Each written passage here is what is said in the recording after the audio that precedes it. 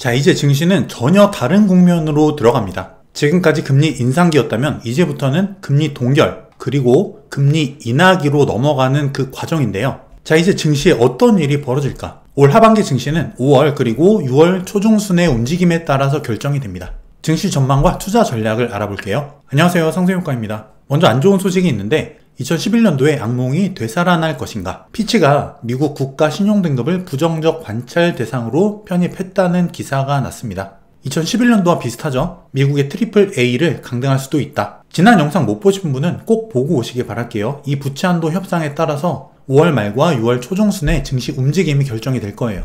그리고 간밤에 있었던 FOMC 회의록 주요 내용을 보면은 금리 인하와 금리 인상 둘 다 가능성을 열어두자. 그리고 4분기부터 경기 침체가 일어날 수 있다. 그리고 여전히 타이트한 고용시장 때문에 인플레 위험이 상존한다. 어떻게 보면은 다소 매파적인 이야기죠. 금리를 올릴 수도 있다 쪽으로 무게추가 기우는 거 아닌가 생각할 수 있는데, 여기서 핵심은 이거예요. 추가 긴축 강화에 대한 표현을 지난번에 삭제를 했는데 여기에 대해서 제롬 파월이 지속적으로 언급을 하고 있다. 즉 금리 동결 가능성이 커지고 있는 시점이라는 거예요. 패드워치에 따르면 금리 동결 가능성이 67%, 0.25% 인상 33%로 6월달 FOMC 때 금리 동결 가능성이 매우 커지고 있어요. 이제부터는 새로운 국면이다. 그러면 금리 인상이 중단된 이후에 증시는 어떻게 됐을까? 과거 통계치를 한번 볼게요. 자, 이렇게 금리 인상 중단일 디데이로부터 이 아래로 꼬꾸라지는 이 80년도를 제외하면은 대부분 첫 금리 인하 이전까지는 증시가 상승했던 걸 알 수 있죠. 그러면 일단 6월 달에 금리 동결이 이루어진 시점부터 아마 올해 연말 정도면 첫 금리 인상이 일어날 가능성이 있기 때문에 그때까지는 증시가 상승해줄 가능성이 보여진다는 겁니다. 그리고 증시는 기업 실적의 함수죠.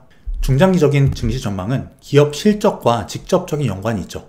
S&P 500 기업들의 순이익 현황을 보면은 이렇게 21년도부터 출렁이다가 올해 23년도 1분기부터 24년도 2분기 지속적으로 기업 이익이, 순이익이 증가하는 걸 알 수 있죠. 중기적 이상 관점의 증시 전망에 양호한 상황이다. 국내 코스피도 마찬가지예요. 24년도 기업 실적 예상치 증가가 예상되는 걸 알 수 있죠. 24년도부터는 턴어라운드가 가능해 보인다. 그렇다는 얘기는 코스피도 마찬가지로 상승이 가능하다. 특히 코스피 같은 경우는 S&P 500에 비해서 밸류에이션이 평균 아래다, 낮다 말씀을 드렸죠. PBR이 1배 미만이에요. 여전히 싸다는 거죠. 그리고 미국 증시에 있어서 현재 가장 중요한 부분은 뭐냐면 내년에 있을 미국 대통령 선거입니다. 정치는 곧 경제예요.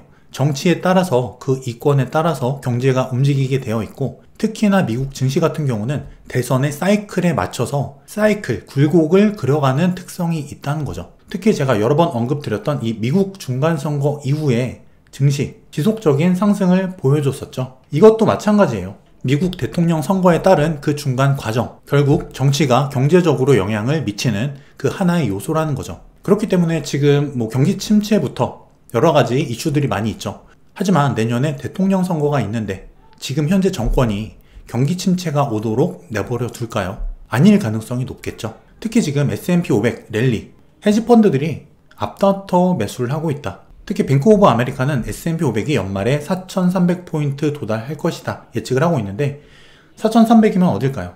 여기에요. 거의 다 왔습니다. 지금 현재 4,200 찍고 조정 중에 있으니까 이전 정고점이죠. 그렇다는 얘기는 뭐냐면 여기서 4,300포인트 정고점까지 얼마 남지 않았다는 거예요. 목표치를 너무 높게 잡을 필요는 없다라는 거죠. 특히 골드만삭스는 미국 증시 상승 여력이 지금 제한적이다. 그 이유는 시장에 신규로 유입되는 투자자 자금들, 그리고 펀드 자금 유입이 줄고 있다는 거예요. 그리고 현재 공포지수, 탐욕 구간에 들어와 있습니다. 증시도 거의 쉼 없이, 조정 없이 올라왔기 때문에 어느 정도는 과매수권에 들어왔다고 볼 수도 있는 구간이에요. 그래서 현재 잠시 쉬어가고 있다. 그리고 좀 눈에 띄는 부분은 지금 소비자 심리지수가 굉장히 양호합니다. 소비자 심리지수가 2021년부터 지속적으로 하락을 해왔어요. 특히 증시가 바닥권이었던 2022년 중순 이후부터 바닥권을 기고 있었는데 그때부터 지속 상승을 이어오고 있다. 소비에 대한 심리가 살아나고 있다는 것은 경기의 회복 국면으로도 유추할 수 있는 부분이에요. 특히 이번에 AI 바람을 타고 엔비디아 엄청난 실적을 냈죠. 시간 외에 27%가 상승을 했습니다. 특히 챗 GPT 난리죠. 이런 챗 GPT 같은 생성형 인공지능, 여기에는 그래픽카드, 엔비디아에서 공급하는 GPU 시스템, 이게 들어가요. 점유율이 90%를 넘는 거의 독점 공급이기 때문에 좋아질 거라고 예상은 했지만 생각보다 너무 좋아졌다, 실적이. 결국 이런 폭락장 직후지만 엔비디아 같은 이런 호실적을 내는 기업은 전 고점을 이미 뛰어넘었다. 자, 엔비디아 전 고점 여기죠. 이번에 마감 후 27% 상승함으로 인해서 전 고점을 넘어버렸습니다. 장마감 전에 PER이 엔비디아가 63배였어요. 근데 27% 뛰었으니까 훨씬 올라갔겠죠? 그러면 이거 너무 비싼 거 아니냐? 이런 의문이 들 수 있는데 이번에 실적이 급증을 하면서 PER이 감소를 합니다. 게다가 PER을 실적 증가율, 이익 개선 속도로 나눈 PEG라는 지표 기준으로 보면은 지금 굉장히 엔비디아가 빠르게 실적이 올라가고 있기 때문에 속도 측면에서도 PEG 측면으로 볼 때도 지표가 개선됐다. 특히 이런 엔비디아의 호실적은 경기 화랑의 원동력이 됩니다. 특히 반도체 밸류체인에 굉장히 긍정적인 영향을 주고 있죠. 특히 장후에 반도체 기업들 TSMC 6.8% 급등, ASML 2.3%, 하이닉스 같은 경우도 거의 5% 가까이 상승을 했고 삼성전자도 0.4% 올랐지만 52주 신고가예요. 7만원 찍고 내려왔습니다. 이렇게 엔비디아 하나의 실적이 증시에 큰 파도를 몰고 왔다는 거예요. 특히 이 AI 산업, 지금 투자를 어떻게 해야 될지 막막하신 분들이 굉장히 많으실 텐데 하나의 산업이 발전하는 그 단계는 이렇게 태동기와 성숙기, 쇠퇴기를 거쳐서 하나의 사이클로 마무리가 됩니다. 전기차 같은 경우에 현재 캐즘 구간, 어느 정도 성장이 일어났지만 폭발적인 성장을 위해서 잠시 정체되는 그 구간에 와 있는데 AI 같은 경우는 이제 사이클의 새로운 시작 초입 단계라는 거예요. AI가 한 1, 2년 전부터 말은 많았는데 실제적으로 그 AI가 실적을 내지는 못했죠.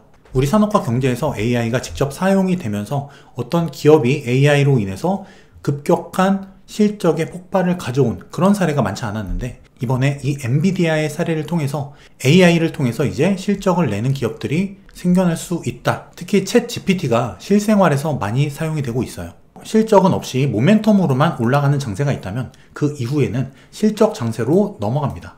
AI가 중장기적으로 그런 하나의 모멘텀을 가져올 수 있다 라고 볼 수 있는 거죠. 특히 이런 신사업 같은 경우에는 후발주자가 주도권을 잡는 경우가 많았어요. 인터넷, 전기차도 마찬가지고, 그리고 산업이 아직 성숙하지 않았기 때문에 시간이 경과함에 따라서 주도 기업이 계속 교체가 되고 오히려 후발주자가 주도권을 잡는 그런 상황들이 벌어지죠. 그래서 이런 신사업 투자에 있어서는 투자가 신중할 필요가 있다. ETF를 통해서 산업 전체에 투자를 하던가 아니면 안정적인 기업 위주로, 그리고 AI 몰빵이라기보다는 여러 가지 산업을 같이 들고 가면서 사업 다각화가 되어 있는, 다른 사업부 매출을 통해서 리스크를 줄일 수 있는 그런 기업들이 초기엔 안전할 수 있다는 거예요. 그럼 물가가 피크를 친 이후에 증시는 어떻게 됐을까? 물가가 5% 이상에서 이렇게 피크를 치고 나서 증시의 흐름입니다. 자, 이렇게 왔다 갔다 변동성이 있지만 이 6개월 지난 이 시점부터는 증시가 대체적으로 상승하는 추세를 보여준다. 자, 지금이 어떤 상태죠?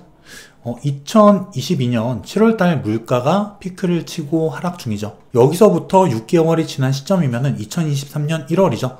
실제 증시는 2023년 1월달부터 급등을 보여줬죠. 그리고 그 이후로도 변동성은 있지만 대체적으로 상승하는 추세를 보여줬다. 앞서 보여드린 S&P 500의 순이익 추이, 이것과도 연결을 시켜볼 수 있다는 거예요. 그리고 지금 10년물 국채금리, 자, 이런 하락 박스권을 보여주고 있는데 국채금리가 상방으로 조금 더 치고 나가더라도 그 다음에 하락이 올 수 있다고 보면은 이 구간까지 증시가 추가 조정 혹은 박스권을 그리다가 국채금리가 피크를 치고 하락을 보여주는 그 과정에서 증시 또한 상승 랠리를 보여줄 가능성이 있다. 그럼 미국 증시의 중장기적 흐름을 한번 볼게요. 먼저 S&P 500 월봉인데요. 지금 현재 이 빨간 선 보이시죠? 이게 바로 20개월 이동평균선이에요.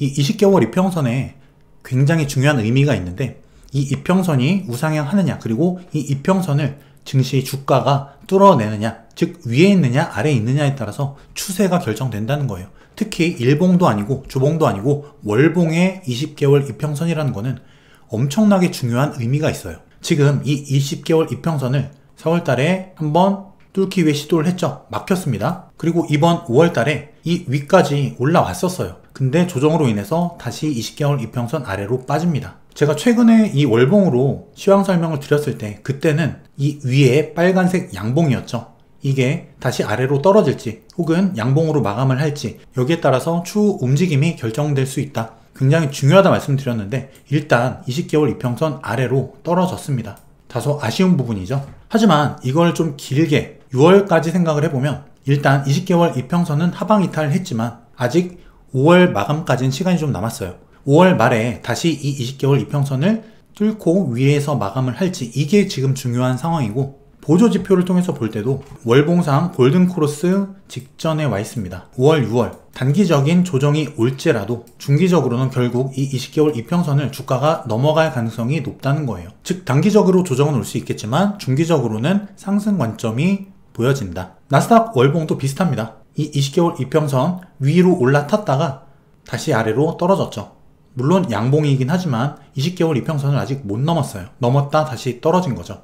마찬가지로 20개월 이평선을 하방 이탈했고 보조지표는 골든크로스 직전에 있다. 다음 달엔 아마 골든크로스가 일어날 가능성이 높아요. 그럼 중기적인 관점으로 6, 7, 8 이후부터 증시 상승이 다시 나타날 가능성이 있어 보인다는 거죠. 5월 마감이 굉장히 중요하다. 가급적 조정이 좀 빨리 왔다가 5월 말 월봉 마감 이전에 다시 20개월 이평선 위로 올려주는 게 가장 좋습니다. 그리고 나스닥 선물 일봉 기존의 휩소 무빙 이후에 조정 관점을 말씀드렸었죠. 그리고 그 이후에 상승 관점. 근데 지금 주가가 이렇게 됐습니다. 여기서 조정이 오긴 왔는데 자 여기서 지지를 받고 다시 올려준 상태예요.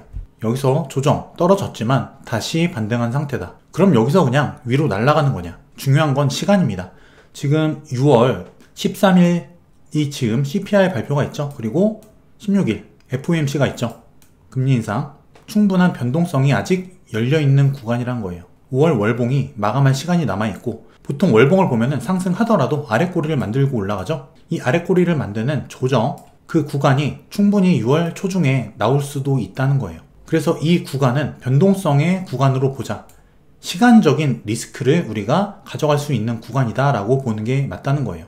물론 가격적으로 봤을 때 여기에서 일단은 1차 지지를 받았죠. 이미 이 수렴 끝부분까지 주가가 와 있기 때문에 여기를 계속 지켜주는 게 가장 좋습니다. 하지만 여전히 부채한도 협상에 대한 불확실성이 남아있죠. 충분히 이 구간 6월 초중까지 주가가 빠졌다가 다시 갈 가능성도 열려 있다는 거예요. 무조건적인 긍정론을 펼치기보다는 이 구간은 증시의 흐름을 잘 지켜보는 구간으로 가져가자. 그럼 이 6월 중순 이후부터는 본격적인 방향 설정이 가능해질 거다. 일단 상승 쪽으로 보고 있습니다. 물론 이 조정이 어디까지 나올지를 정확히 맞출 수 있는 사람은 없어요. 저 또한 마찬가지고요. 하지만 여러가지 이슈들이 상존해 있는 상태이기 때문에 추가 조정을 염두에 두고 리스크 테이킹을 하자는 겁니다. 그럼 이 나스닥 선물을 조금 더 자세하게 세밀하게 볼게요. 자, 이런 모습인데 여기서 지지받고 올린 거죠. 근데 여기서 중요 구간은 여기입니다. 이 주가가 이 아래로 빠질 것이냐 위로 올라갈 것이냐 여기에 따라서 단기적인 움직임이 결정될 거다라는 거예요. 혹시 차트를 보시는 분이라면 이 구간을 눈여겨서 보시면 됩니다. 자, 그럼 마지막으로 투자 전략을 말씀드릴게요. 이제 증시는 전혀 다른 새로운 국면으로 접어들 것이다. 금리 인상기에서 금리 인하기로 이 두 국면은 경제적으로나 금융적으로나 증시의 움직임으로나 전혀 다른 특성을 보여줘요. 그리고 통계적으로 봤을 때는 금리 인상 후에 대체적으로 좋았던 모습을 보여줬죠. 대신에 지금 금리 인상기에 시간차 충격이 갈 가능성 그리고 경기 침체에 대한 우려 금리가 고금리 상태로 오래 있었기 때문에 여기에 따른 연체라던가 중소업체들의 부도, 실적 감소 이런 리스크들이 뒤늦게 나타날 가능성도 있다는 거예요. 그리고 이 경기 침체가 현실화 되었을 때는 증시 바닥이 다시 한번 왔었다. 이 사실도 우리가 잊으면 안 됩니다. 코로나와 금리 인상 후의 세계는 기업 이익이 일단 증가가 예상이 된다. 그리고 지금 AI와 같은 새로운 산업이 태동을 하고 있죠. 새로운 기회의 땅이 될 수도 있다. 그리고 가장 중요한 미국의 대선 내년인데 미국의 움직임이 과연 어떻게 될까? 대선을 앞둔 상황에서 큰 이슈들이 안 좋은 이슈들이 터질 가능성은 낮아 보인다는 거예요. 경기 침체를 포함한 내용입니다. 부채 협상도 공화당도 마찬가지죠. 무조건적인 반대보다는 적절한 선에서 협의를 이끌어내는 게 서로한테 좋아요. 이 또한 난항이 예상되지만 결국엔 극적인 타협이 일어날 가능성이 높다. 그리고 투자 전략, 지금은 상승의 모멘텀 대 경기 침체 우려와 부채 협상 이슈, 그리고 증시의 과열에 따른 단기 조정, 이게 지금 혼합이 돼서 굉장히 중요한 변곡점의 모습을 하고 있어요. 그래서 변동성이 지금 굉장히 크게 나오고 있죠. 이 변동성은 5월 월봉 마감과 동시에 6월 이후의 추세를 대략적으로나마 예측해 볼 수 있을 거란 거예요. 그리고 말씀드렸듯이 6월 중순에 CPI 발표, 그리고 금리 인상 FOMC, 이 이전에 불확실성 구간이 있다. 부채 협상을 포함해서죠. 이때 눌림이 어느 정도 깊이로 어떤 모양으로 나오느냐에 따라서 향후의 시나리오가 결정될 가능성이 높습니다. 이 눌림의 정도와 모양을 지켜볼 필요가 있다. 그리고 중장기적으로 봤을 때 지금은 추세 전환의 변곡점이에요. 변곡점이란 게 뭐냐면 하나의 선이 있을 때 이 선을 넘는다면 상승 추세, 혹은 넘지 못한다면 하락 추세로 갈 수 있는 하나의 기준점이 되는 중요한 라인이라는 거죠. 월봉 20개월 이동 평균선을 그 변곡점 구간으로 볼 수 있는데 지금 그 변곡점이 어떻게 마감이 되느냐, 이제 곧 모양이 나올 거라는 거죠.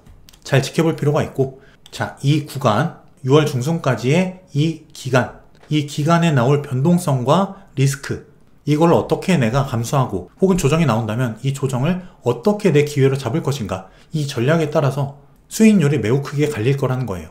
추세의 변곡점에서는 항상 높은 변동성이 수반이 됩니다.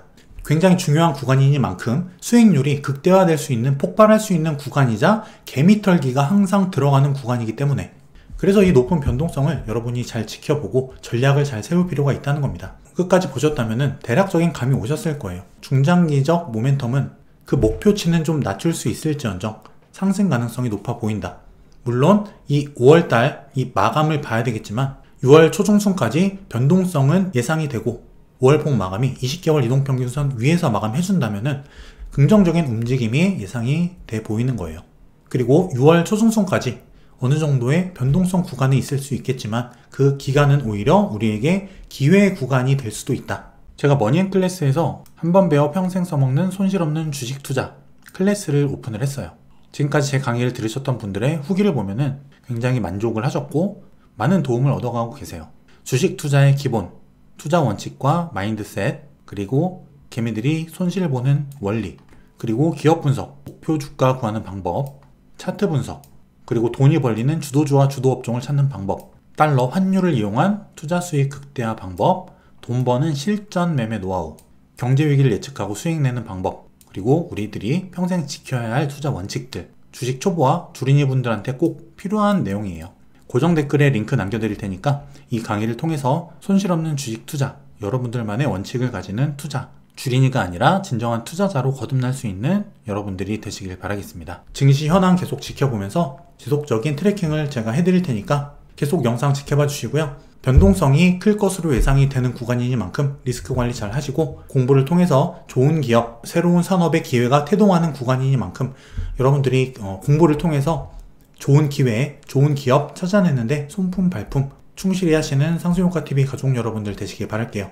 날씨가 점점 더워지는데 건강관리 잘 하시고요. 다음 시간에 더 좋은 영상으로 또 찾아뵐게요. 감사합니다.